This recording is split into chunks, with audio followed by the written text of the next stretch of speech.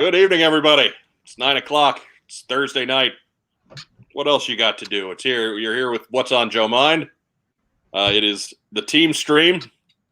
No guests tonight unless you count Joe Colton's pal. Joe Colton, why don't you go ahead and introduce your special friend? So Santa decided to join us. He's on vacation for about a month, and then he's got some work to do with the jolly old elves. Excellent. Show everybody Santa's butt. Oh, no, I'm too sexy. This is violating. He started. To fill everybody else in, this is the first thing Joe comes on tonight, and the first thing she shows us the Santa. That it's got flip flops, but the first thing she says is his butt's padded. Which great, sure. Because I know, Mark, that was the first thing that you wanted to know. Well, you don't want one of those low rent Santas without padded butt. I mean, I don't like skinny Santas. And by the way, only the best for Joe from her new groom, right? Yes. That's what I'm talking about. So he's kudos terrified. to this block. He's terrified that all the Santas that I have are gonna wake up one day and just kill him. Yeah. Christmas. If the red ninjas haven't gotten him yet, then he's fine from Santa. Santa kind of is a red ninja, isn't he? Yes. He's Fair the enough. original. Some people do that elf on a shelf thing, Mm-hmm. but Joe does Santa's all over the friggin' house thing. I have to count them this year. It's gotten ridiculous. No. You know what? I count on you to count them. I don't count on the state of Nevada to count them. They'd be like 1, 2. Wait, where was it? Well, I mean, they'll get it right, but they'll take a couple of weeks. I think I'll count all my Santas before Nevada gives a good count. Yeah, so I mean that does bring us to what we've got going on this week. Obviously, the three of us are in the U.S. It's been a bit of a stressful week. Not a lot of G.I. Joe news, so we just figured it was a good week for the three of us to get together to ask our listeners to send questions to us for an all-star Postsac episode. And then once we get done with that stuff, we got any time left, we'll take some live questions from the folks in the live stream.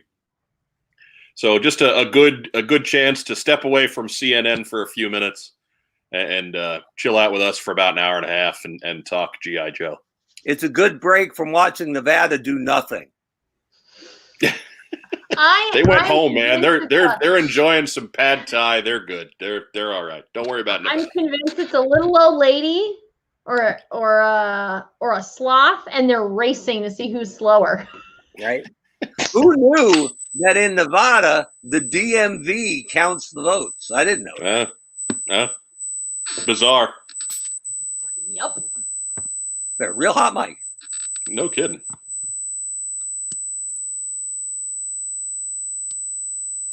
Well, it's not mine. Is it a dog whistle? I don't know. You can kick me out and I'll come back. Nah, you're right. It's fun to do. Wasn't you? See? Yeah, go figure. Joe Colton. It's Joe Colton. What am I doing? As expected, it's Joe Colton. I think Santa's butt is interfering, causing some feedback. It could be too sexy, Mark. You could be right on. Oh, no. I'm afraid, you know what? It's the too many Santas in your friggin' house alarm. Just went off. I think it's the cord. It could have been. It could have been. But whatever it is, you're fine now. Not saying he has to go, but one of them has to go. That's it. He's a strong silent type, though. Do you really want another ninja strong silent? Look, I'm not kicking Santa off because I need some stuff this Christmas. I need something to go right. I do like that November 1st is Christmas season in the Colton house. Right? Like, I mean, really, October 1st was Christmas season in the what is No, what is Joe Halloween. thankful for on Thanksgiving? That it's Christmas season. Yes. So, as a Canadian, Thanksgiving is in October, so we celebrate the harvest, not the killing of Indians. So, Wow. Wow. Here in America, we celebrate the Stanley Cup. Yeah. Oh, them fighting words. Just saying. Is it 93? oh my Yeah. God. Yeah, Oh my God. a long time ago. Wow. It's been a bit, yeah. Wow. Just a minute. It's been a minute. But anyways, I as always, I'm Mike Uristeri. With me, of course, former head of marketing for the G.I. Joe brand, Mark Weber, Yeah, the Hanjo. and cosplayer extraordinaire, Joe Colton. Welcome to What's on Joe Mind. Welcome. So what we've got tonight is, of course, the Postsac, where we collect our various emails from the folks who peruse our fine quote unquote show, and just we answer questions. We answer questions. That's what we do. And in proud Postsac tradition, there's a PowerPoint. Look at this. There we go. First letter. Just wanted to thank you guys for doing the podcast. Helps me get through my work. You guys make me laugh during these tough times. Question: any chance of IDW new comic book characters as toys? And that is from Daniel Rodriguez via email. Now, mind you, Daniel, we have no inside knowledge on stuff like this, but You're little. if we're well, maybe a little bit. Maybe. No, I don't know. I don't know anybody there. Nope, not a soul. No, nobody who will admit to it. Well, not as many as I used to. But Mark, we'll let you field this one first, Mark. If you were a betting man, where would you put it on IDW characters being represented in toy form? I would say unlikely. Simply, well, the one I'd give you is Dawn Moreno, is the female Snake Eyes. I could see them doing that, and even doing that near the movie, maybe after the movie release, but not early or during, because they don't want to confuse the issue as they're trying to get him over to a mainstream audience in a big way. But outside of Dawn, I don't see it. I think they're, with a classified series, look at all the characters they have to pick from. It'll take a long time before they run out of even A-list characters. So, and we haven't seen anything to make us believe the 3 3/4 line is going to get any depth at all. So, I mean, it's one of the benefits of Joe and Transformers too, that they have such a deep history and a long lineup and a long bench. So there's always another great character waiting to be made, or a second version of an A+ guy or gal waiting to be made. So I think it's really hard to crack. And I think that was something that I trumpeted a bit, was that they had kind of lost their way on that. That part of what made G.I. Joe and Transformers so brilliant in their heyday was that there were so many new characters every year. Nobody ever complained, I'm tired of all these new guys, right? So I'd like to see it, but I don't know that there's been a transcendent breakout IDW character maybe outside of Dawn in the last 4 or 5 years. Joe Colton. I think it's unlikely, but I don't know. Like Mark said, there's so many other characters that can come ahead. I don't know. Unlikely. I know our buddy Paul Aller is teasing a brand new character in his book, which is great. The book, there's already Tiger. Yeah. Well, yeah. But I tend to agree with you too. I think Dawn is the only one that there's a chance of, and we're going to be waiting a little bit before we get to Dawn Moreno. Yeah. Like she's a big enough, like her moment in the spotlight was big enough that her being in the classified line eventually, I totally get it. Totally see it. But it's going to be a little while. Yeah.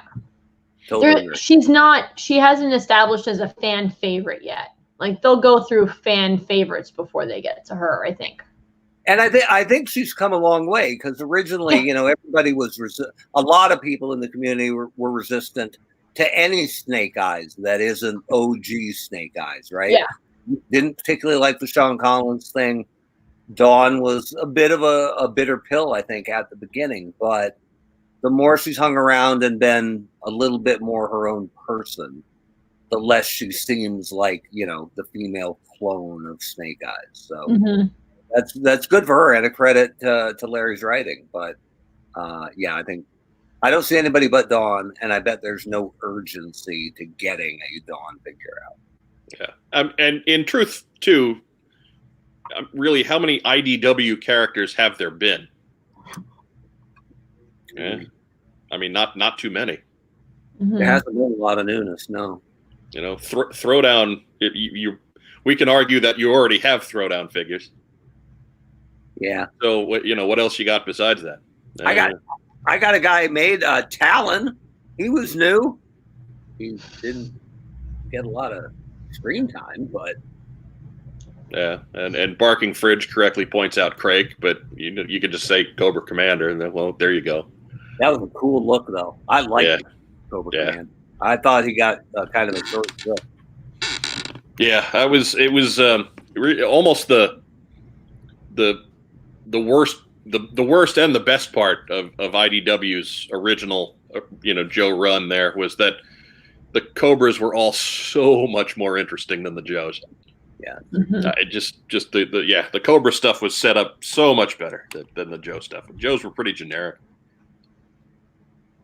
Anyways, next letter. Or Joe Narek. Or Joe Narek. I'll be here all night. It's we'll christen the green shirts Joe Nareks. How's that? We're only going to encourage. You realize every opportunity I'm actually going to do that. I just wonder how many opportunities that's going to be. Listen. Hello, everyone. Great show. Question/topic.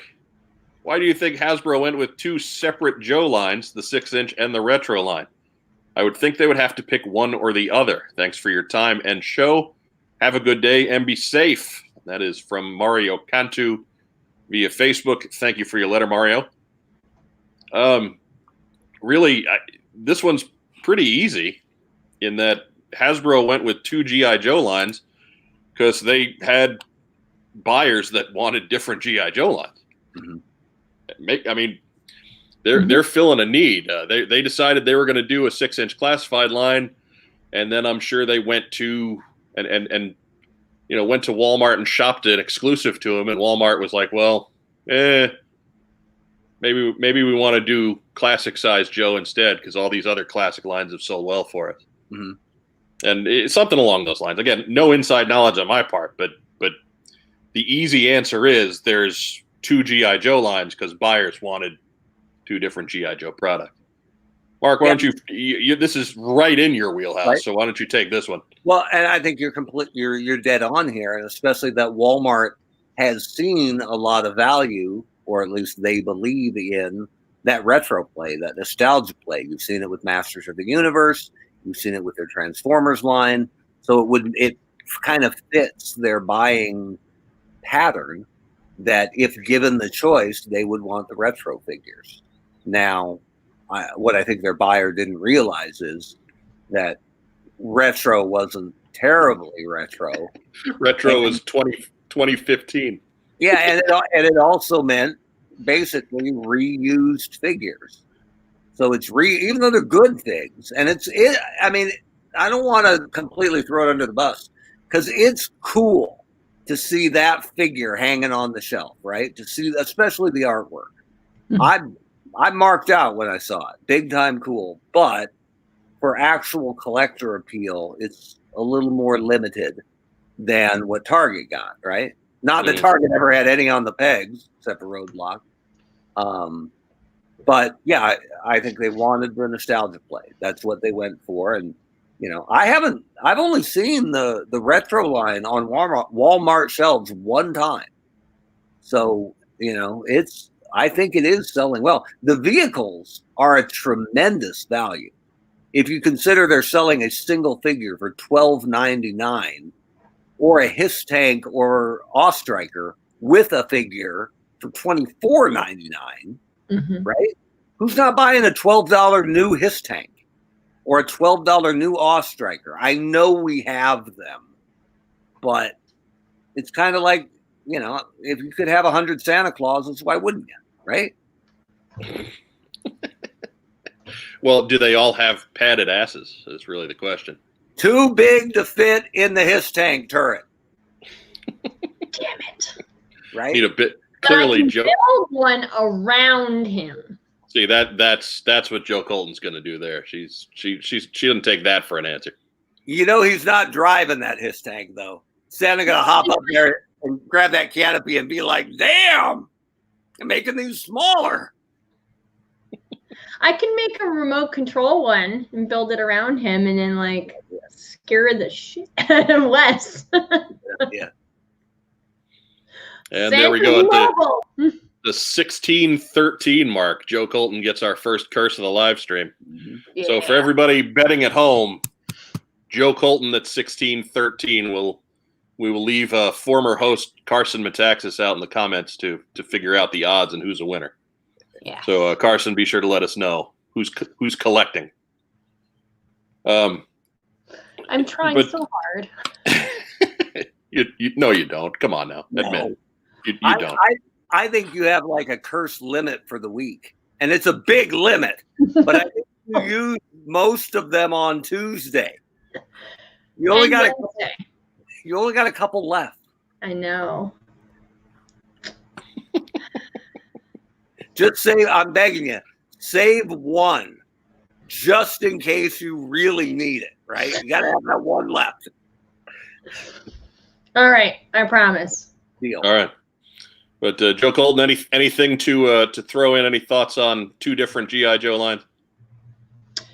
I think the retro line was a hook. If the newer line didn't work, but I don't think some of the figures from the newer line they expected to go as fast as they did. But why not have both? Yeah. I think some of the figures they didn't think people were gonna do what they did. Right. So. Yeah, well, I will agree that I think Classified's a bigger hit than I expected, but I also think that some of the distribution issues are just there's about a 4-month window where factories in China were not making toys. They were not operating. So there's a pretty big hole to spackle over with product. It's true that, and I think we've mentioned it before, but I think Hasbro deserves more credit than they've gotten for how well they've spackled together the Joe line this year with the pandemic and with the abdication of the movie, right? Mm-hmm. As well as this line is selling, they were hoping that a new generation of kids were watching the Snake Eyes movie and then wanting that figure up on the shelves. Well, they didn't get the movie, but the figures have still sold really, really well. Now, I don't know if they were able to curtail production, maybe, but, I don't think there's been nothing outside of maybe Target's exclusive Cobra Island Roadblock. There really hasn't been anything that sat this whole year for Joe. And that's great for the brand, but nothing pushing it, right? Yeah, I would say too that Cobra Island Roadblock isn't sitting in too many places. Yeah, that's probably unfair too. He's sitting by comparison, right? Yeah, he's in 4th place out of the entries in that lineup, but that doesn't mean he's a failure by any stretch. He's the nicest guy in prison. All right, that's a little bit of a stretch, but sure. Sure. Our next letter brings us into a very special portion of the Postsac. Oh God! As is the standard when we get into the Postsac, a familiar name visits us on the reg, and that is, of course, Ryan Costello. That's right, King of the Postsac. Who is the King of Canada? I lost track. Who is the what? The King of Canada. I lost track. I think it is. I think it is Ryan Costello. That's awesome. I think it is. If not him, then Gretzky. Oh yeah, I'll go for Gretzky. But our first entry from Ryan Costello, King of the Postsac. That's awesome. With the classified line still in its infancy, how do you think the movie line figure release should be handled? Ooh. A separate line, integrated into the current line, a short-term replacement for the main line? And so that's kind of a multi-part question there. So we have discussed this a little bit in the past.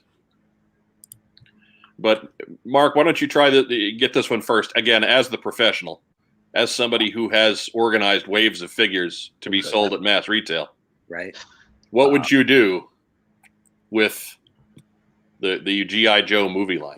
I mean, we don't know for sure what Hasbro was going to do, but I think it lined up that they were planning for it to be the fall refresh of the classified line. And I think that's perfect. I think you drop in a movie line. Now, one thing to remember is that a movie line will be notably less profitable because there's a big royalty attached to it. If it's, Snake Eyes, the movie logo. So I still think you want to tie into that movie. You have to, especially if it's good. I mean, God forbid that the movie's actually outstanding. And there is a good tie-in there, and that kids, for God's sake, are interested in Joe again. So if you can have, a series, basically 4 or 5 figures, maybe even a classified vehicle or something, that'd be awesome to go with it. And it becomes the classified line for 2 months, 2.5 months. And then as it bleeds off pegs, you release it with a regular G.I. Joe classified series next. So you're retaining the pegs that the movie got. Maybe it gets more space because there's a movie tie-in to it. And then you go seamlessly into more profitable product.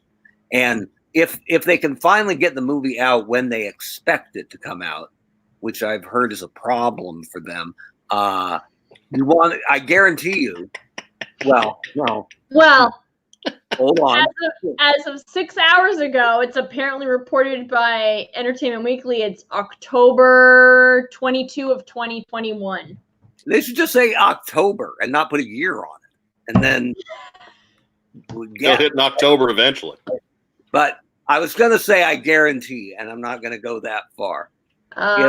If I had a hand in it at all, I would make sure the line that follows up the movie line was ridiculous, gangbusters, awesome. I'd spend most of my tooling money on that line for the year because I want to keep people, hopefully kids, that are drawn in by the movie. I want them to see the next guys and go, who the hell is Serpentor? That guy's awesome, right?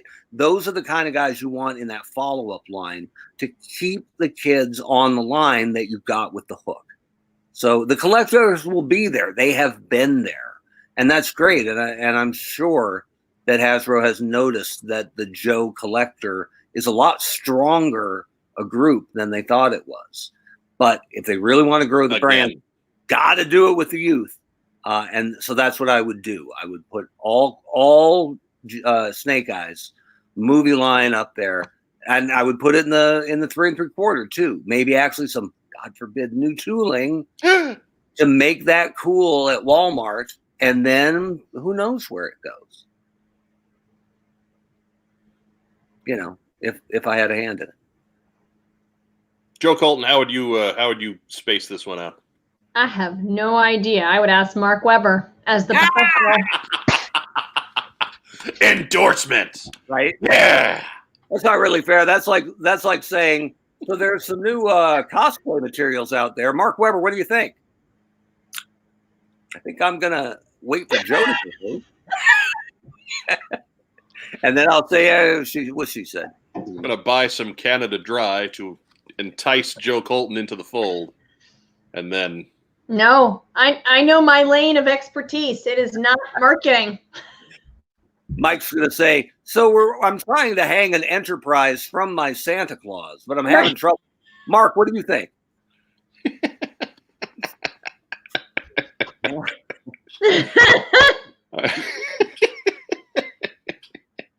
Well, in my experience. Well. At least I'm honest. No, I like it. I'm giving you kudos. That's fair. That's fair. I make up some stuff. Right. Exactly, though. I think what Mark is saying is right on. I'd figure out 5 figures I could put together from the movie, or maybe 4, and then a 5th one with a motorcycle or something small like that, and then just move from there into some more popular, not necessarily A-list characters, but B-list guys that are going to sell strong, like a Serpentor, maybe somebody like Recondo, somebody maybe Mutt with a junkyard, something like that to really hammer that one in. Recondo's got a cool hat. He's got a cool hat and that mustache. Cool hat. I mean, don't skis. Who cares? Hey, Snow Job is cool. Snow Job is that's a valid entrant for my post movie 5-man wave of terror. Right. It might be the perfect place to drop a kind of atypical Snake Eyes, right? Yeah. Maybe the version 3 that was kind of blue. Yeah, that had that hockey mask. Yeah. That was version 4 that had the hockey mask. So just a way to follow up that, yes, here is Snake Eyes again, but different from movie Snake Eyes. Or God forbid, maybe movie Snake Eyes looks like a joke. And you want to go, look, don't be mad. Here he is looking cool. Here's legit Snake Eyes. I mean, I think most of us believe, with nothing to base it on, other than you wouldn't hire Henry Golding to put him under a mask for the movie, right? Mm-hmm. So I think most of us assume that Snake Eyes looking like a ninja commando in black with a mask is probably third act or Easter egg, right? Mm-hmm. Or part-time, yeah. Yes, so movie Snake Eyes might be a more karate-looking Snake Eyes. As a matter of fact, it probably would be, right? If you're doing it, doesn't your classified movie Snake Eyes look like Henry Golding? Probably. Yeah, absolutely.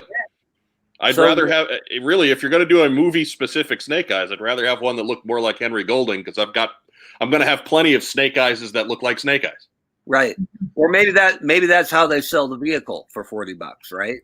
It's the cycle with the armored up mask Snake Eyes on it or something like that. That's a good call. You can't have too much Henry Golding because he's so dreamy. Look at you doing freelance marketing work on What's on Joe Mind. How about that? I put the mark in marketing.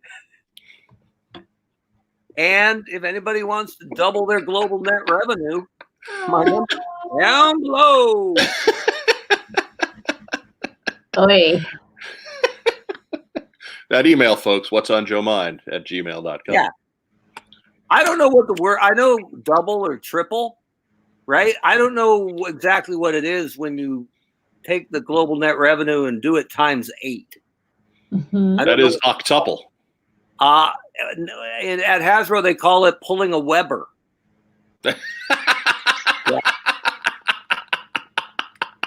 Weberize. See what I did there? Dang. You've been Weberized. Hold on, let me get the W. Weberized. Yeah. I can't get all 8 fingers to show. There we go. That's it. Woo! It's like double horseman. That's right. And then if you cross your arms like this, your arms kind of make a W. That's not bad. See? Huh? The undisputed Weber. There. What's happening? I don't know. I don't know. But I guarantee a ratings just shot through the roof. That's right. We picked up like 3 live watchers right there. Just you know what you call it when it's going straight across and then it spikes like crazy? Call it Weberize. No, it's called rounding the curve.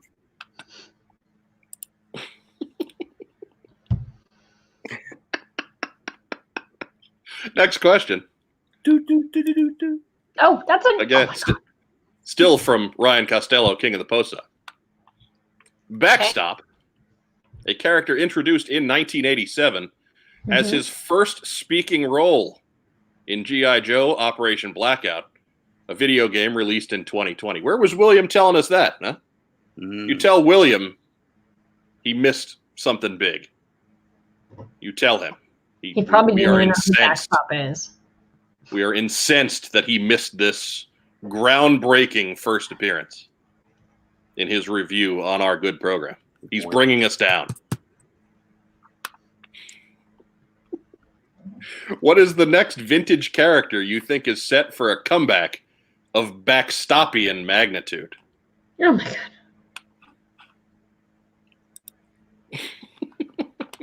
So, Joe Colton, we'll start with you this time. Who's set for a big comeback? What long forgotten Joe do you think has what it takes to bust out in 2021? As a figure? As in anything. As a phenomenon. As a cultural touchstone. I would love to see a lowlight. Yeah, he's cool. He is cool. He's no Ricondo, but he is pretty Get cool. out of here. Look, man, his hat is pretty plain. Ricondo's is pretty awesome. I'll take a torpedo before I take a Ricondo. You're still wrong, because Torpedo didn't have a hat at all. Get out You know of what you get when you put Ricondo and Lowlight into a jungle together? One dead Ricondo. here. Thank you. Maybe. You get a From a whole distance. folded hat. Yeah. Maybe. I mean, And unless you'll sleep well at night. unless the Tigers get Lowlight first. Yeah. Or the Tucaros. Yeah. I feel like those types of animals they sense low light and go, I'm not really going to bother with that guy. I'm going to eat the guy with the stupid hat. Or the dreaded Candiru swimming up Lowlight's urethra. I didn't know Joe was Black I didn't know Joe was anti-Ricondo. I know, right? Who knew? Of course, I didn't know you were anti-Mercer. He's terrible. Right? Get out of here. But he's really popular. So is Ricondo. But you both hate him. Hate those guys. I didn't know either before, this catharsis that we're having. Yeah, Mercer's awful. You want mine? Yeah. Sure. Billy. Oh yeah. Oh no. Oh, Billy. Hated Billy. Ugh. Oh. Billy was the Eric Watts of G.I. Joe, right? Like, we'll make him a ninja. All right, we'll cut off his leg. We'll give him a bionic leg. We'll give him an eye patch. I was no fan of Billy, right? But as I've said on several occasions, and as I've gained some perspective in adulthood, I'm sure that Billy was there to be the guy who took all the abuse that Larry wasn't allowed to put on the Joes. Yeah, probably true. Because, there was no Billy figure. Yeah, but you know what? Well, you can do whatever you want to Billy because there's no figure to sell. And all the damage and all the heartbreak and all the trials and tribulation that Billy took wasn't enough, right? Wasn't enough. Hated that guy. Ugh. I remember reading as a kid, I'm like, you got 400 characters to pick from, and half of this issue is about Billy? Like, who cares about Billy? What did Tim Roberts think about Billy? Yeah. I would have asked him, but he was too concussed from missing the high jump pit. He was too busy hating you and too busy seeing stars. He F-bombed me. It's like a 7th grader. F you, Weber. Always stealing the comics off the spinner. Of course, you could go back and hear the saga of Tim Roberts back in our audio archive. The link is down below. He's gonna come get me someday. I know, right? Yeah. The Tim Roberts story is easy to find, though. The title of the episode is actually "Searching for Tim Roberts," so you don't have to go any further. You're gonna get me killed. Yes. Whatever. We're gonna get you like a coffee with somebody who you haven't seen in. You're gonna tune in some week on Thursday at 9, and my little corner of the world here is gonna look like Joe Colton's wedding. Too soon? Oh, right. That it won't be there. Right. That's it. I've got you now. Still funny. I'm just, anyways, I'll let that go. I'll take a General Mayhem over Rakondo. Not bad. Hey, I have a question about Backstop's big appearance. What did he say? I don't know. Wow. I don't have the game, man. Given his background. Where's William? Is William in the live chat? William didn't know last week. He's probably still working on his audit. And then he can release his taxes. Release someone's taxes. Right? So, I got to believe if somebody wrote a line finally for Backstop, given his background, it had to be something like, hey, I think we should go on the offense, eh? Right? Look at the Canadian grimace at me. We're shooting down his third Rattler and saying something like, that's the hat trick, eh? Joe, what's the most Canadian thing Backstop could say, and why does it involve Tim Hortons? I don't like you guys.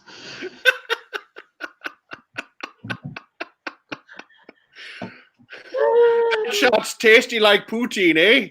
Oh my God. We don't say A after everything. Do you call everybody Bub? I do call people bub sometimes. I'm not your buddy, guy. I also call them. I'm not your guy, friend. Wait, I want to test and see how much of this blood is still maple syrup. Joe, I want you to answer this question out loud, okay? No. What's the opposite of defense? Offense. Oh, it's very American. Yeah, she had to think about it though. And let's say that you finish your Canada Dry, but there's no garbage can nearby, so you just wing it over your shoulder and you hit Wes right in the nose, right?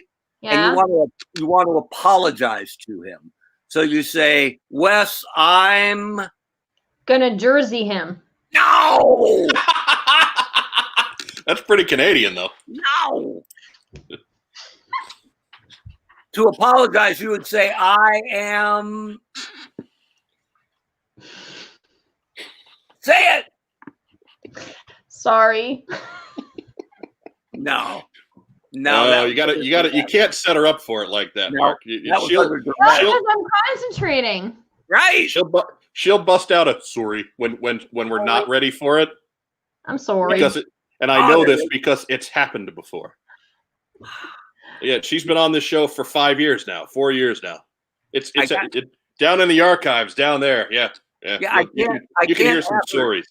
I can't have her say the first thing that comes to her mind, so it'll probably be a curse. Probably. No, I said my first thing that I was going to say is instead of swearing when I was younger, I would say like, "Oh, are you going to start a kerfuffle?" Which is a very Canadian thing to say. You're just causing poop. Saving those swear words for you, Mark. I like it.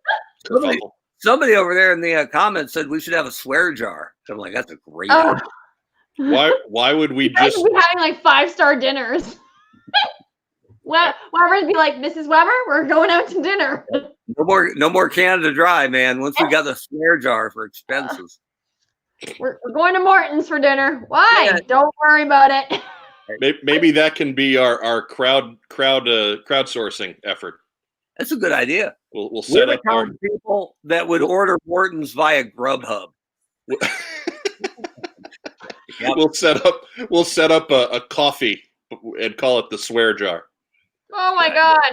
Do I have to swear every time they donate? I'll just like send them voicemails on their PMs. That's right. That could be the benefit right there. Yeah. If you give X amount, you'll get Joe Colton screaming profanity. I think we gotta recognize Racktime Rob, tying it all together and saying Backstop is the best he is at what he does, and what he does best isn't very memorable.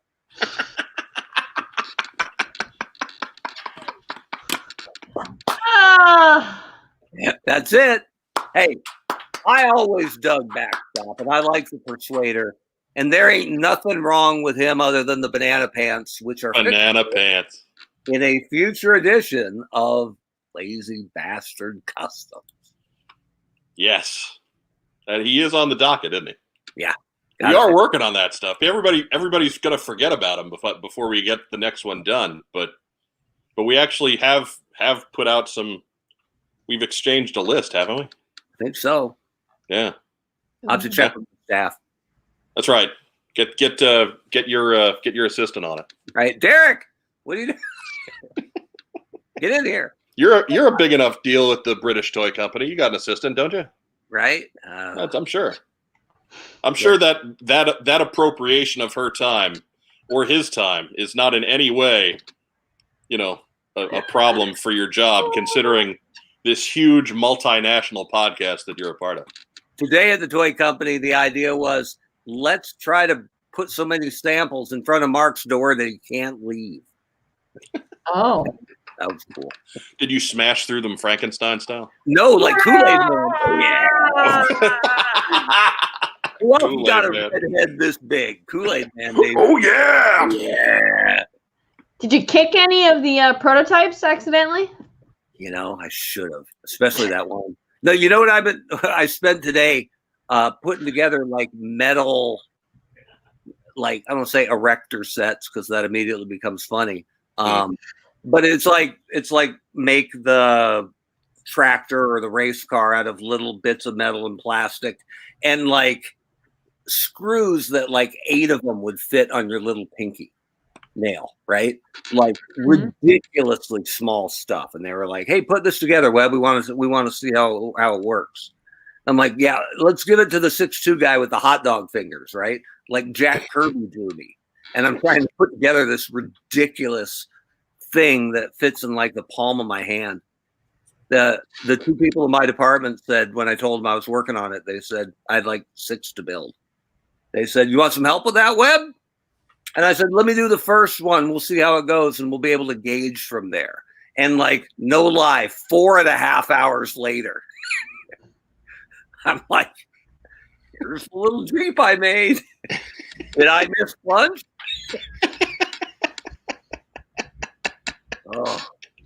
Oh, bad. That kid with the bagel cart's coming back around, Webb. I'm sure you could catch him. Right?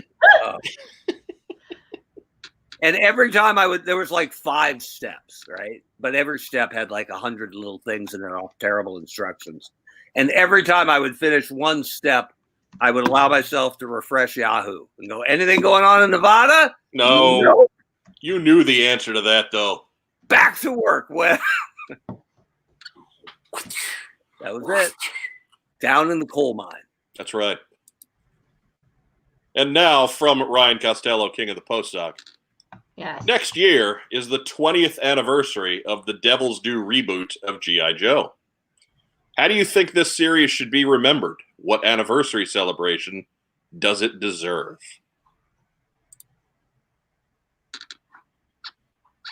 Joe Colton has a blank look on her face. Thinking. Like Jeopardy theme. I mean, truthfully, I'm not sure what you can do with the comic book rights being owned by another company. Yeah. Right? Like IDW, whether you liked it or you didn't like it, that history is in the same place. It's defunct. It's been tossed out. It is not active. It technically, it's not canon. It doesn't exist. It's just kind of fun stories. But I mean, if we really want a 20th anniversary of IDW, maybe do a fun story with oh, now I've lost his name. The guy who came with the glider that they were making into a star. Bomb Strike's brother. Oh, not Blackout. No, the other one. Oh, yeah. Barrel Roll. Barrel Roll. Thank you, Barrel Roll. Like, Barrel Roll was starting to get some run. He was fun. Maybe do a Barrel Roll story. I don't know. I don't know how. Like, I don't want to say that they don't deserve some kind of remembrance. I mean, obviously, I enjoyed a good portion of the IDW run. If it wasn't for the IDW run, I wouldn't know Brandon Jerwa. Brandon Jerwa's a great guy. I think you mean DDP though. Yeah. You keep Right. saying IDW. Yeah, I'm sorry. I jumped continuities. Confused. me. Yeah. Oh my God. Oh, I'm so tired. It's getting late. I'm so tired. I got to go to bed at some point. Yeah. So let me make sure I got the letter right. Yeah. It is Numbers of do not the count. Devil's Due reboot of G.I. Joe. So yeah, no, it is Devil's Due is what I'm talking about here. So yeah, if it wasn't for DDP, we wouldn't have Brandon Jerwa as part of our hobby. We dig Brandon Jerwa, good guy. Mm-hmm. So, you know, Kamakura was DDP. Devil's Due did a lot of good stuff. Wraith was great. Yeah. Yeah. And didn't get near enough run. Yeah. And I remember just getting that comic. It felt like Joe was back, right? Because most of the stuff they did toy-wise in the early 2000s was pretty unspectacular, right? Yeah. Lots of neat designs placed on weirdly proportioned bucks. Yeah, did you say bucks? I thought you said like padded bucks. But no, I loved it. I loved that for the first issue when I picked it up. It felt like Joe was back. When the guy shows up and it's no one you know, right? At least you don't know who it is. And Kamakura accesses Colton's Elite as the file, right? Like there were so many good little nods.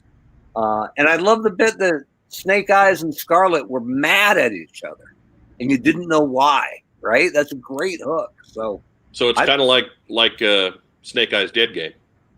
Oh, well, a little bit, yeah. But we just don't know what's going on there because we don't know what's going on there at all. It's like Snake Eyes Dead Game with feet.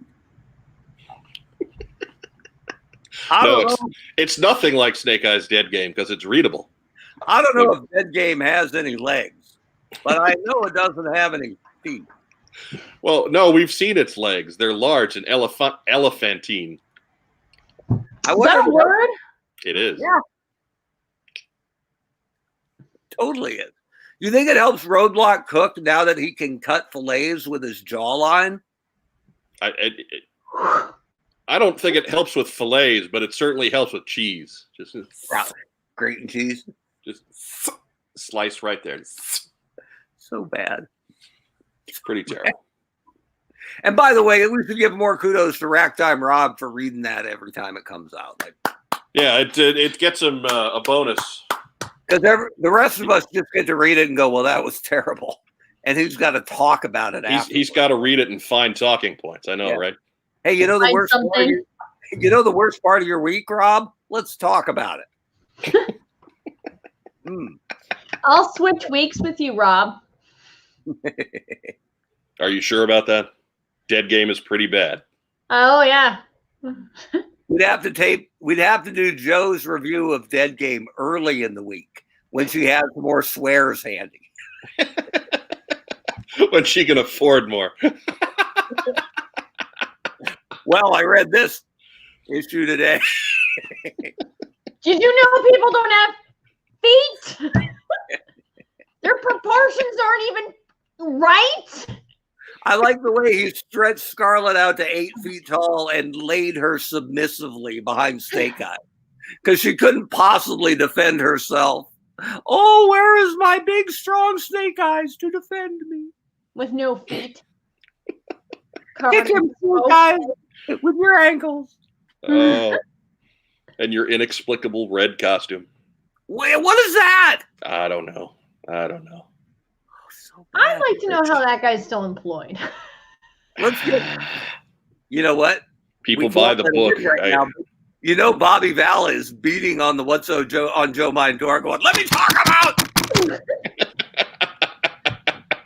I'll keep my eyes peeled in the waiting room here. His hatred is so pure. I love it. It is. It is an untapped resource. Yes. No. Yeah. Like Bobby's hatred of Rob Liefeld is. I mean, we could power Des Moines for a solid month. No way. Because I really dislike that man. You got nothing on Bobby.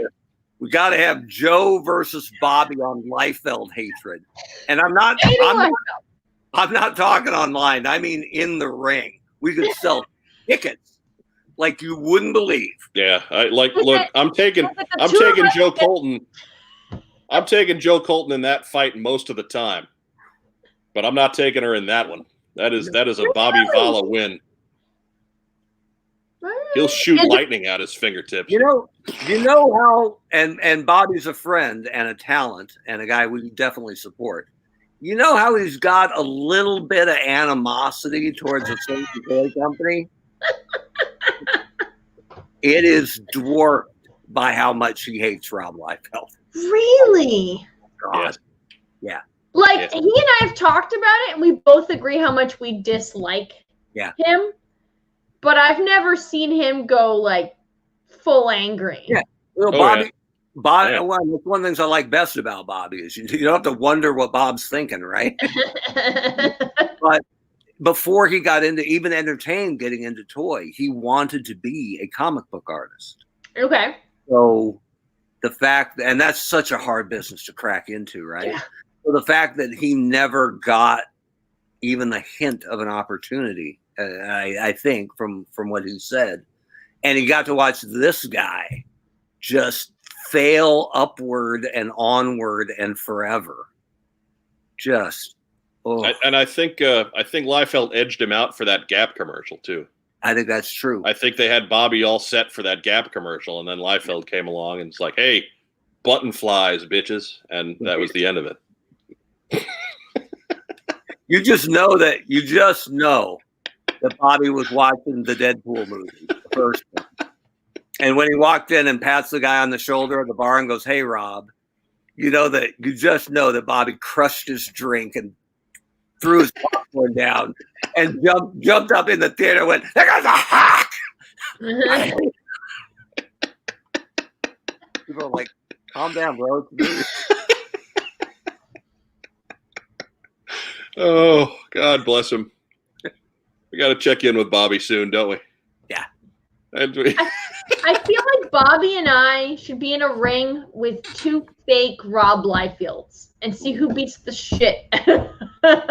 Oh, see, now we got to get the jar out again. Yeah, the problem, it has to be like Texas tornado rules, because whichever one of you started the match would never tag out. No, we'd have two dummies. We'd both attack at the same time. That way you don't have to hold us back. Yeah, it's Texas tornado. No tags needed. Go. Or what they like to call AEW. No rules. Just do something. Just go. They've tightened it up a little bit. I'll give them some credit there. Do a little bit. I feel like people would watch that. Yeah. So we'll sell tickets. And you know what we would do? We would just take the hard camera and we would raise it up so it only shot from above the first rope, so nobody would have feet. Just gliding across. Yeah, great. And on commentary, Tony Schiavone, JR, and the honcho Mark Webber. Yeah, and Jim in a mask. And Jim Crockett, because he was awful. He's terrible. Oh my God. He's a terrible person. Here's my YouTube pick of the week. Type in Jim Crockett, Nikita Koloff, sickle. Change your life, man. Is that like Bullet Barb Armstrong taking a trash can? Yeah, it's like if you ever thought, God, I wish Nikita would come down here and sickle that guy and shut him up. Guess what? It happened.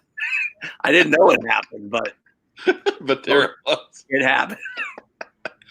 Nikita Koloff's like 70 years old, and I still don't think I'd want a piece of that guy. Dude, it was he's a gigantic man. He was just standing there, and Ivan talks for like a minute and a half, and then Crockett is like, Ric Flair will defend when he wants to. He doesn't have to answer to you. And Nikita just goes, yeah. Oh, I'm sorry, a spoiler. Yeah, the sickle, to give modern fans an idea, the sickle is pretty much the JBL clothesline from hell. It's the same, one and the same, right? It's pretty good. Especially as an announcer. And Kolov's is maybe the best of all time. Like, he just just you took that thing the right way, or your head landed in the 5th row, like that kind of good. Not to totally go sideways like I've taken the show, but when my brother and I would watch wrestling back then, because all the matches on TV were terrible, we would root for the enhancement talent, the jobbers, the bums, to get broken. Because we figured if they broke enough of them, they'd give us better matches. They'd have to book wrestlers. They'd have to book actual wrestlers against actual wrestlers. It was never going to happen. But whenever the Road Warriors would come out to just decimate, 2 roofers or plumbers or whatever they were, we would root for like serious bodily injury. And so Nikita was one of our favorites, even as the evil Russian, because he would break guys. And now, years later, because we never bought pay-per-views or anything, I'm actually seeing Nikita in good matches against real talent. Dude, his clothesline on guys like Flair or Morton or Magnum, it's the nicest little bink you've ever seen. He didn't unleash, the hurricane on the real talents, but you can't hurt the real talent. That gets you in trouble backstage. That gets you eat. Yeah, George South, Bill Mulkey, update your will, baby. But Magnum J, Ronnie Garvin, you guys are probably going to be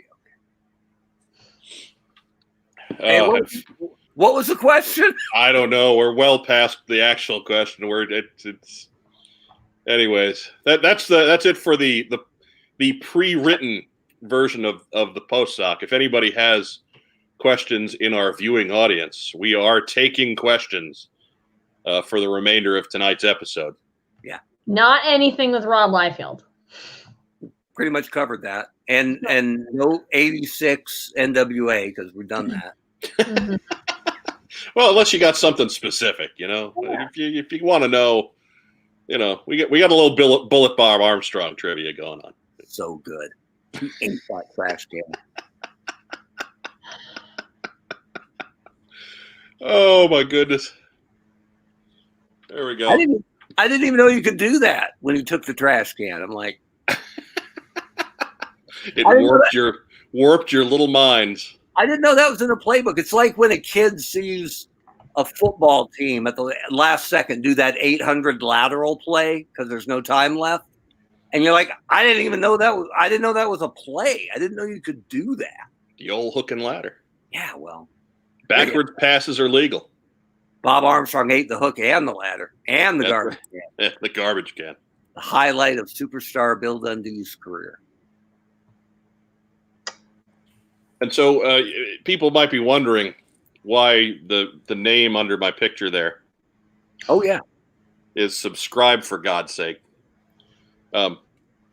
Because what we've noticed from viewing the statistics on our videos is that only about half of the people viewing our videos are subscribed to the channel. What? I know, right? Exactly. The one thing we need to do to grow this channel is pick up subscribers. And so we know we are reaching people that are not subscribed to the channel, but then they are not subscribing. Right. So please subscribe.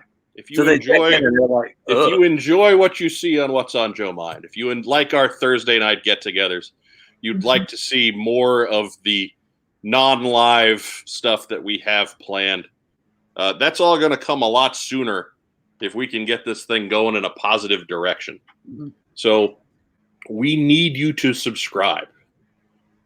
If you want, you can hit the little bell thing and get notifications, or you can not get notifications. We don't care about that. If you're subscribed, that's where we'll draw the line. We're not gonna make you, know that. I mean, granted, right now you're gonna get one notification a week. It's gonna be Thursday night at about 8:00 when I set the chat room up. So it's not like you're gonna get flooded with notifications if you do. But come on, guys, subscribe. Like the video, share it once in a while, let other people know what's going on. But subscribe. So wait, let me get this right. So I'll make sure I'm not misconstruing it. You're saying that half the people out there aren't doing it right? Correct. 45% of last week's viewers were not subscribed to the channel. You know what? This week of all weeks, I refuse to believe that's true.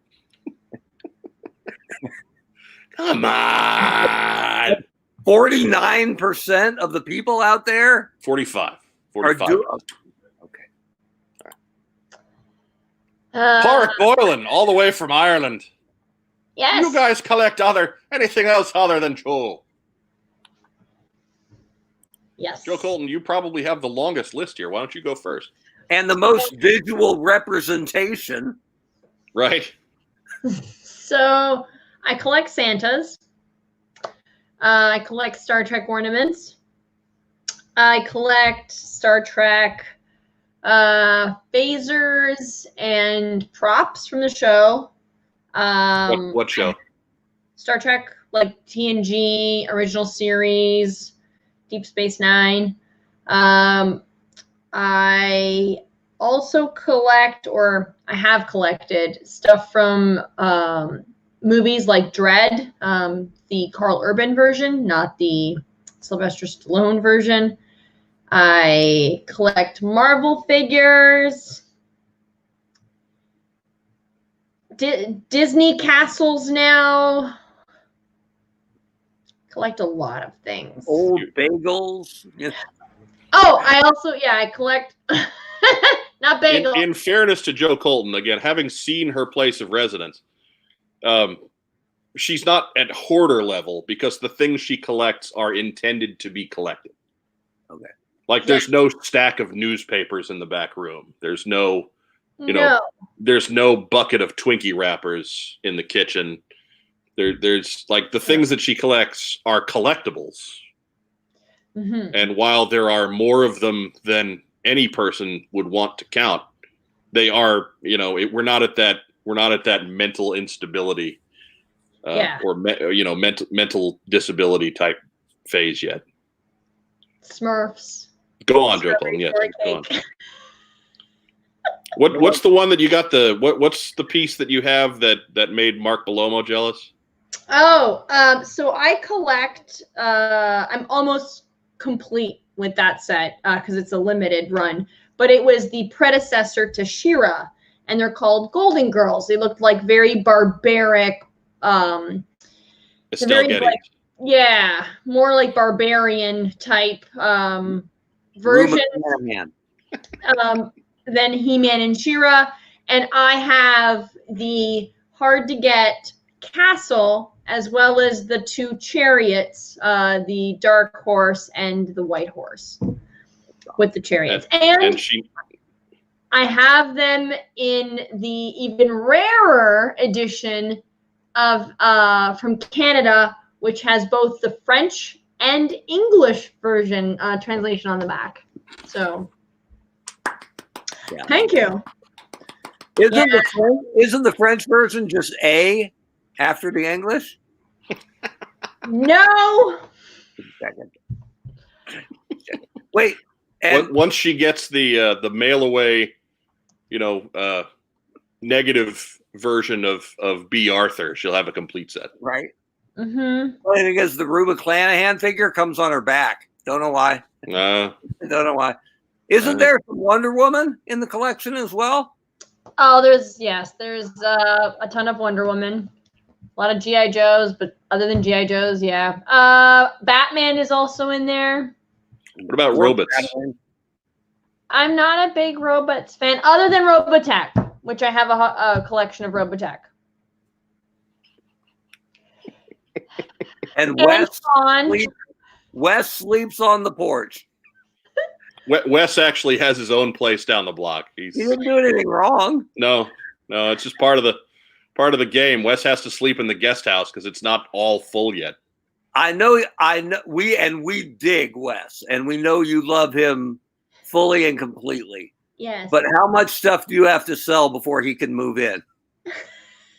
So when I was moving out of my apartment, William got mad at me because I had a closet that he called Narnia, and it was just like clothing in front of all the toy boxes, and it was like probably a closet of like 30 feet long and 4 feet wide.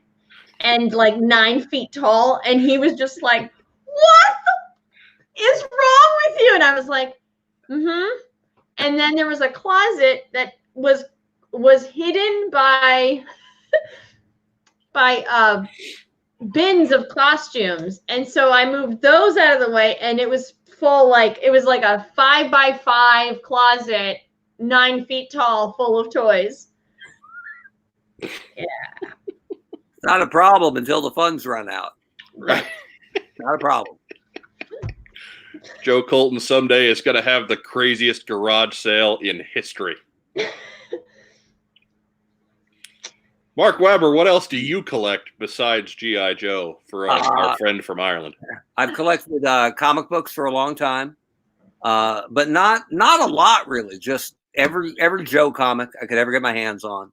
So I think I have a complete run, pretty much a complete run of, the original G.I. Joe, of the special missions, of all that stuff.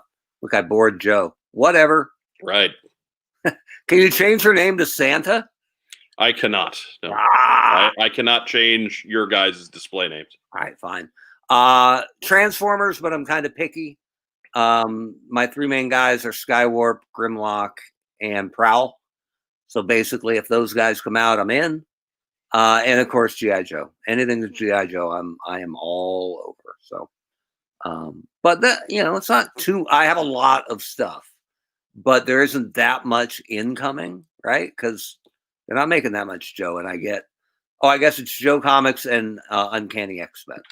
I have a run of Uncanny that goes back to like 105 and some spare issues behind that, but that's got to be 500, 600 issues in a run. That's pretty good. Yeah, my runs are pretty much the same as yours. I do Joe Comics. I do Amazing Spider-Man and Spider-Man comics as opposed to X-Men. I cherry pick on robots. Sideswipe and Jetfire are my big ones that you'll get me to mark out for them. Right. Did you like the Jetfire I made? I did. I bought that one. I got that one. Good. That was actually the first thing you and I ever talked about at JoeCon in Springfield. I don't remember that. Yeah, like I was trying to get into the panel room. We had the first panel of the day on Saturday, and I'm trying to find an open door to get in there. And you followed me because you knew who I was, and I had no idea who you were. And we just started chatting about of all things robots at JoeCon. Did I hold the door and let you in? No, because the door was locked, so we were not successful. So apparently they didn't know who I was either. They had no idea. No, they had no idea. Okay. But Matt Rubin wants to know which Jetfire did you help with, Mark? That was the very first of the leader class toys. So I had pitched that I felt there was fan appetite because we had up to Voyager, and then we had the Titan scale. So we had nothing between like Soundwave and Metroplex. And I'm like, there's a lot of Transformer characters that are big, that are large, but somewhere in the middle between, the guy that transforms into a city. And I said, look at all these guys you could do, and I think sell at a $50 price point. Megatron, Optimus, Ultra Magnus, Shockwave, Jetfire. And so that was what we did. We launched with, it was supposed to be Jetfire and Megatron together.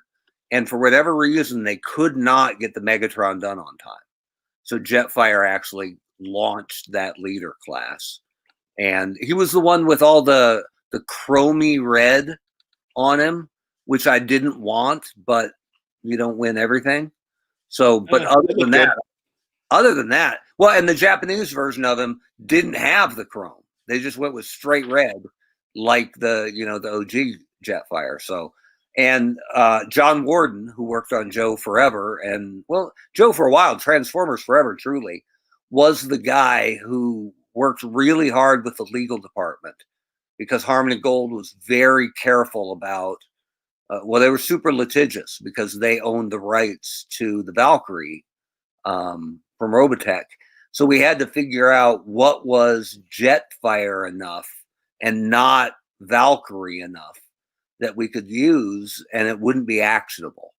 And so I don't know how many designs John did, but it was a bunch where he would go, how about this? And they'd go, no, the vents are too close. So we'd get rid of the vents. And he'd go, how about this? And they go, the stripes on the wing are too thick. And he'd go, fine. How about this?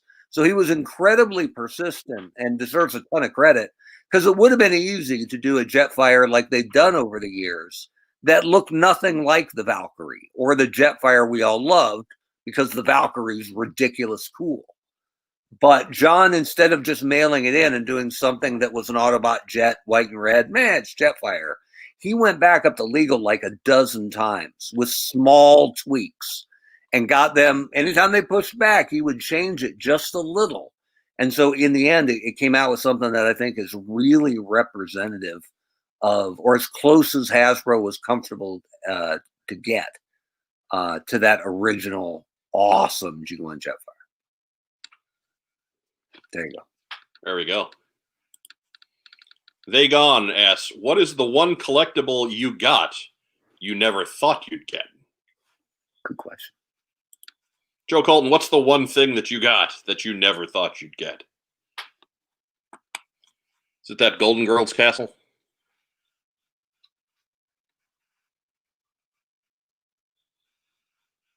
Your audio is not coming through. Is when she turns off mute. I was on mute. Yeah. Wait. Let me do my Joe realizes she's muted impression.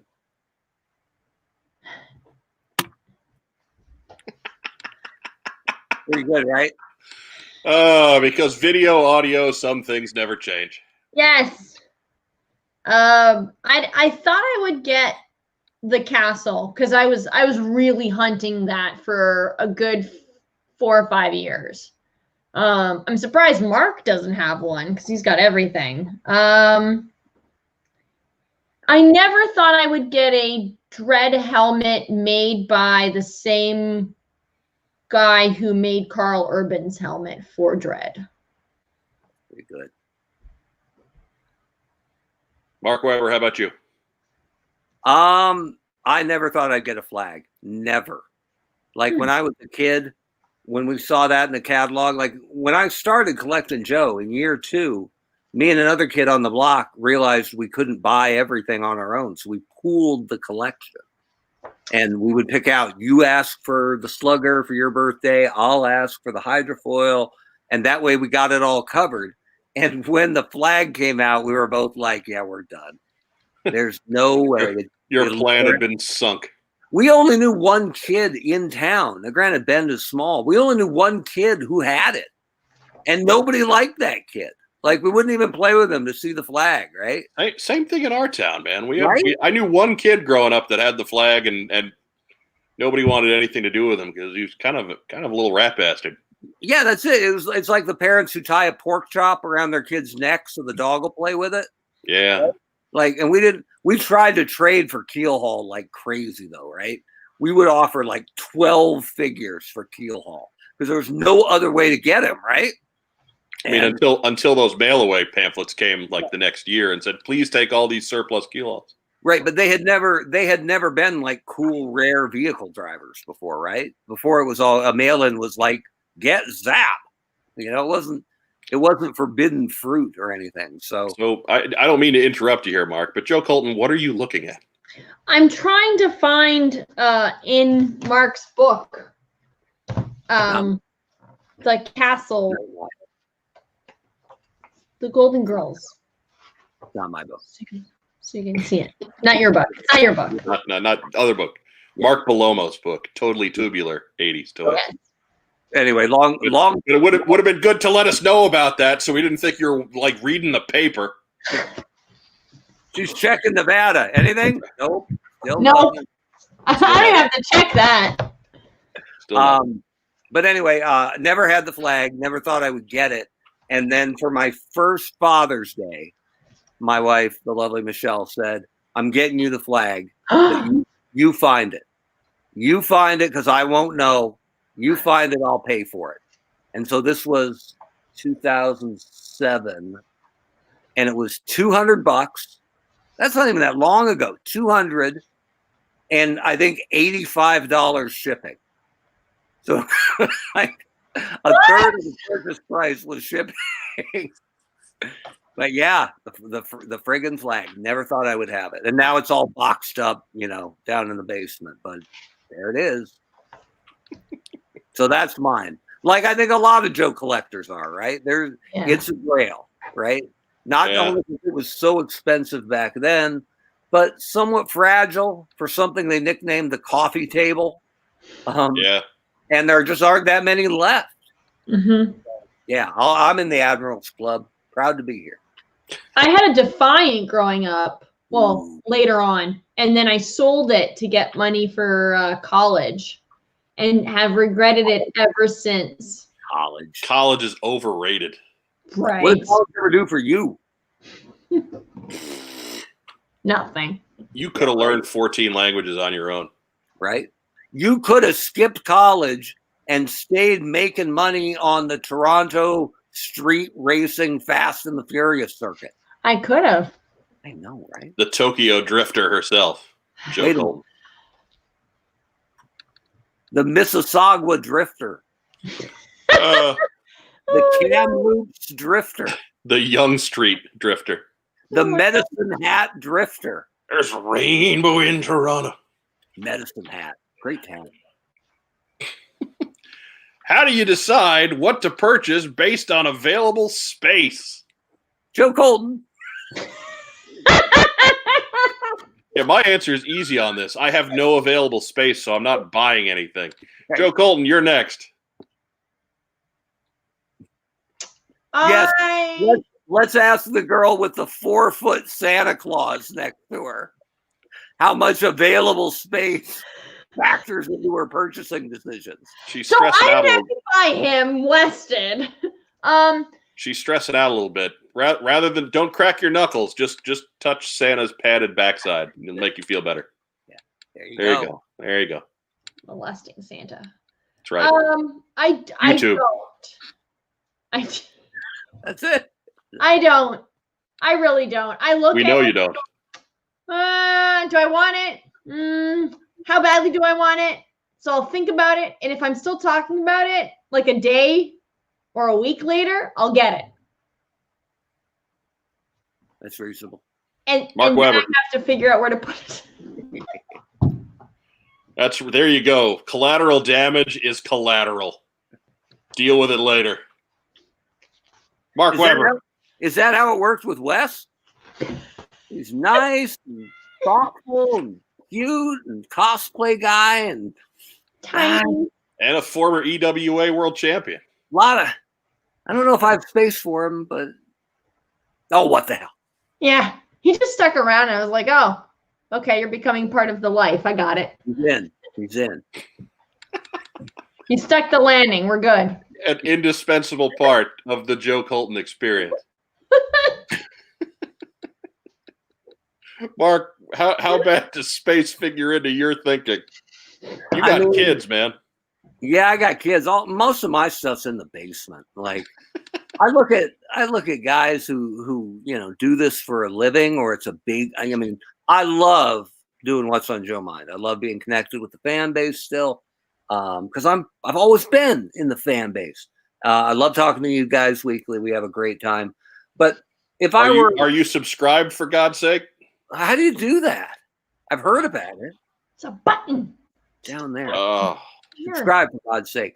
But you can kind of tell by the background that I don't have a lot of framed posters and Joe's on the shelf, and they're. Full disclosure, are you in the basement? No, this what's become the standard spot. This is the comfy chair, what I like to call the Marca lounger, in the master bedroom where the magic happens. Copyright What's on Joe Mind, Marco. But at least twice. I mean, I got kids. I got to figure out how I can arrange the webcam to show the least amount of garbage laying around my house, because we don't pick up a lot in the winter. But for toys, like I kind of have my own rules, and this is where I'll get a little wistful here. It's what I like about collecting so much is that everyone defines their own collection. Nobody can tell you that, well, you're missing this. It's that old Office Space line, right? Looks like you've been missing a lot of work, Peter. I wouldn't say I've been missing it, Bob. So, like, even when I was a kid, like I gobbled up anything Joe, I'm in. Even Crystal Ball. I was like, well, there's 12 of them on the peg. Somebody's got to buy them or we won't get any new ones. So, all right. For the record, you said that in 1996. Right. But when friggin' Cobra Law came out, I looked at it and went, I don't need that. Don't need it all. First thing I ever looked at and went, don't need that. So I don't have to have everything. But I'm pretty much in if it's G.I. Joe or my comic books or any of those three robots. Where I think I'm a little more picky is going back into the past, right? I'm not eBaying things that I missed from the past as often as maybe I used to. Or maybe I just got most of the stuff I wanted. I don't know. Just picking up material for Lazy Bastard Corner. That's it, right? I like buying, a cool figure. One of the cool things about that is sometimes I only need the legs of a guy. So I can buy one that's just hashed. Just junky. Or, busted thumbs, melted head. I don't care. I just need the pants, right? It's not even legs, it's pants. So, I got a whole pile of, Frankenstein, Frank and Joe, truly, cadavers to pick from. So, and if I could make Backstop cool from the waist down, which he's never been, I think I'm doing a service. We'll wrap up on Q&A on this one. Did Mrs. Weber just make all the other spouses look bad? Look, Mrs. Weber's killing it, let me tell you. Right? I made a mental note. West has to up his game. Yeah. Doesn't, pretty obvious Mrs. Weber has excellent taste, right? Because, come on, right? No. It's too sexy. Yeah. It's too sexy. Hands off the merchandise, right? Like, yeah. off the market since 95. 95. Before there was the internet, right?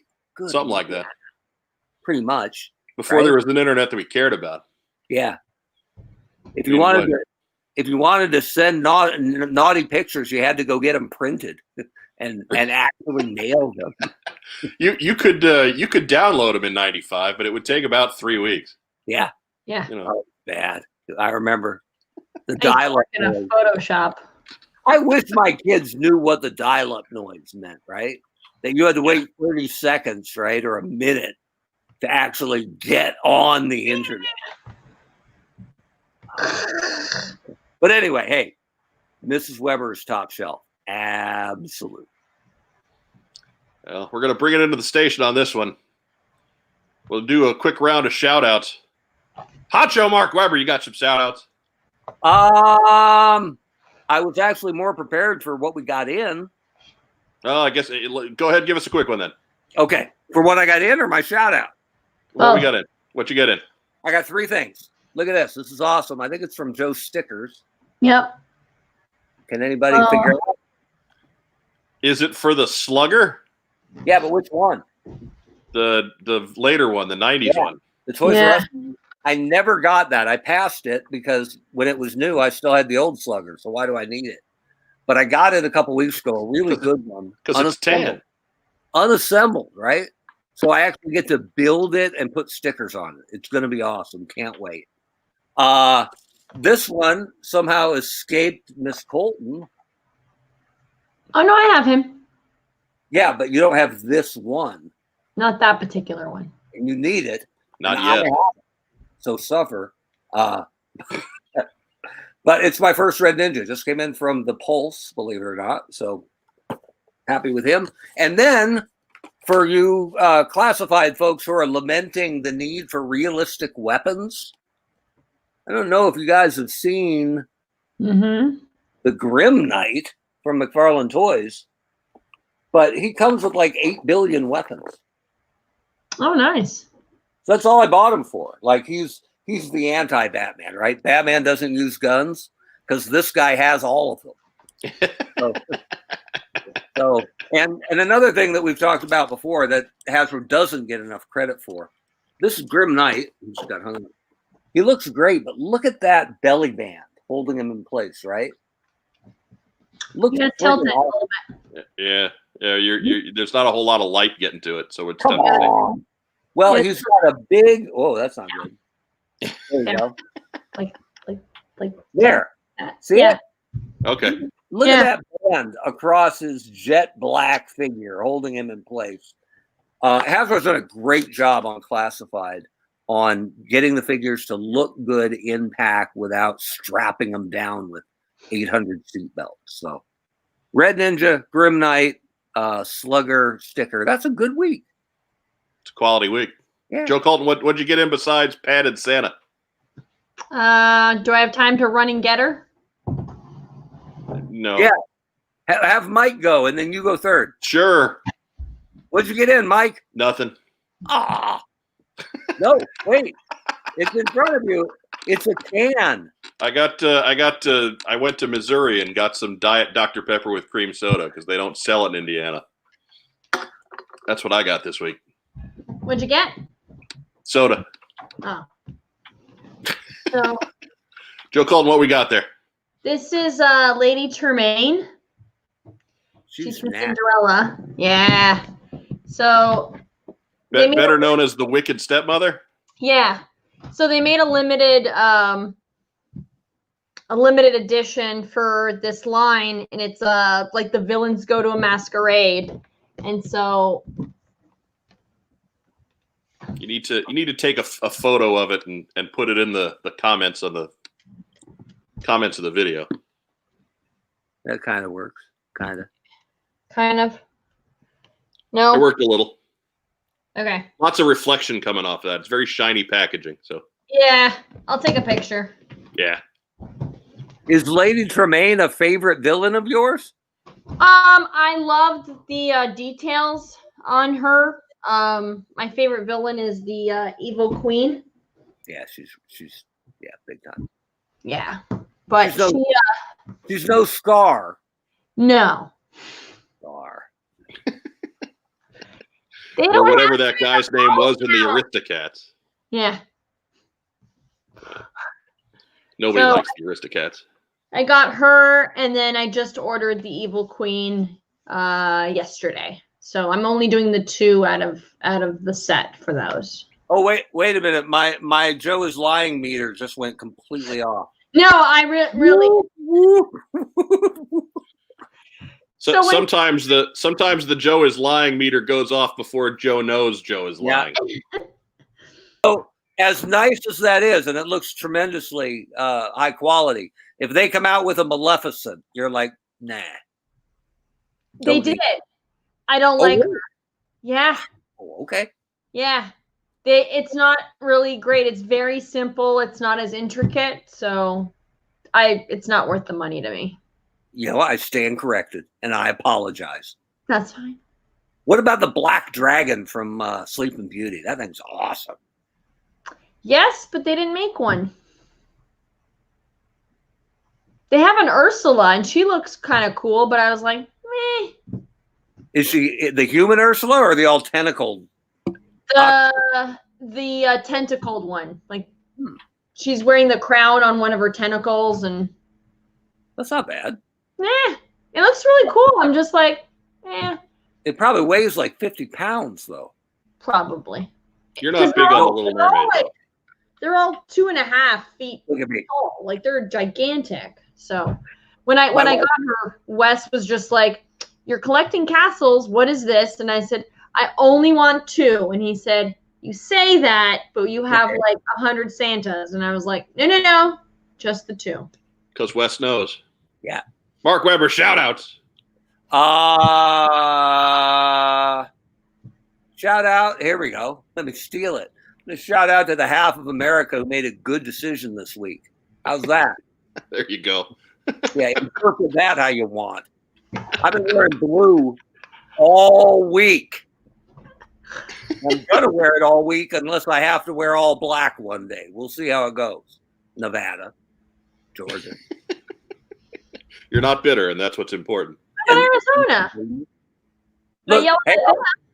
I'll say you this. I was born in New York, moved to Oregon, went to Arizona for college, moved to Maryland, then back to Arizona, and now to Rhode Island. And every one of those states did me proud. My wife's from Wisconsin. Mom's from Michigan. Dad's from Texas. Oh! There you go. So close. He's got that terrible hairpiece too. You did. It looked like a badger died and fell on his head. It was bad. So bad. You got any other shout outs, Mark Weber? No, that's it. That's enough. I called out half the country. I about to say, man. I was about to say. Joe Colton. We're still under a pandemic, so I wanted to do a shout out to the first responders and all the nurses and doctors and the frontline workers. Thank you for all you guys do. I know it's a thankless job. There's a bunch of them in the G.I. Joe community, so thank you guys. Love you guys a lot and appreciate all you do. You got a shout out for the wrist lock? I do. Thank you for the Santa. My shout outs, of course, Racktime Rob, the unsung hero and fourth man of the What's on Joe Mind team. We got to get him. We got to give him some ups so that he doesn't, hurt himself as opposed to reviewing Dead Game 3 when it comes out. That hurts enough. Although he's got an issue of Paul's book coming, so that'll get his spirits up. So it'll be okay. Next Rack Time will be a good one. And of course, shout out to you guys for coming on and joining us. I know it's a big ask to take up 2 hours or so of your time every Thursday. We appreciate it. I know the folks who find us week after week after week appreciate it too. You know who I appreciate? Our subscribers. That's right. Our subscribers are getting it done. Yeah. They hit the little button and they help us. We need to keep this thing growing. We need to turn this into something that's a little bit profitable so it can pay for itself. We're really not in this to make money, but if we could get this channel to support itself, that would really be a good time. That would take so much off of our plate that would allow us to maybe get back to producing actual content, and we'd really appreciate that. Thanks. Big shout out to everybody who joined us in the live stream. A lot of the same faces that we've seen keeping with comments. And if you're new and you're not used to contributing that way, encourage you to step in, make yourself heard. It's not just here for the same 8 people that are in chat every week. It's for you too. And if you have a question, you have a concern, you want to get a hold of us, you want to just say, hey, thanks for doing the show. We appreciate your being here. So stand up, be counted over there. To reiterate what Mark said, I want to give a shout out to everybody who got out and voted, regardless of how you voted. We've been encouraging you to get out and do your civic duty and do that. And we tend not to get very political on this program. It's not what we do here. We try to, we try to provide an escape. We're here to give you insight into a hobby, into something you enjoy. And, politics is what they say. You never discuss politics with friends. But obviously, I will put it out there that our guy is not the guy who's been in the presidency for 4 years. That is not our guy on this show. So we're in pretty good spirits about that sort of thing tonight, and so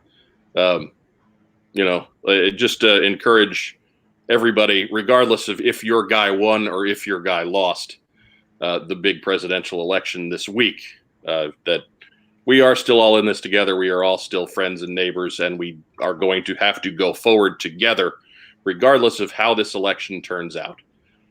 And so just take a minute and get out. And anytime you're going to make a comment, or anytime you're going to place a vote, put yourself in the shoes of somebody else who maybe doesn't have the same privileges that you have, and let that affect your decision, as opposed to